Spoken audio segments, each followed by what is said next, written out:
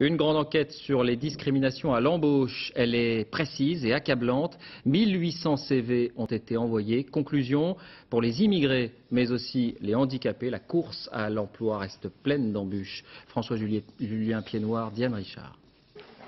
Diplômé de Sciences Po, Mohamed Ali Adraoui cherchait du travail. Il envoie un CV à une grande entreprise, c'est le refus.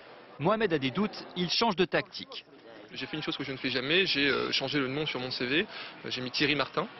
Et en fait, un jour après, on m'appelait pour me dire que mon profil cadrait tout à fait et on serait heureux de m'avoir en entretien. Cette expérience, Jean-François Amadieu, sociologue, a voulu la reproduire à grande échelle. Il fabrique un CV et change à chaque fois une donnée, l'origine ethnique, l'âge ou encore l'apparence physique. Résultat, le candidat handicapé subit la plus grande discrimination. C'est simplement parce qu'on a indiqué qu'il était travailleur handicapé reconnu par la Cotorep qu'il s'est retrouvé avec moins de 2% de réponses positives.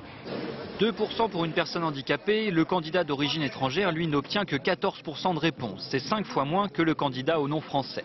Les entreprises recherchent des stéréotypes et l'apparence physique n'est pas le dernier des critères. Petit test.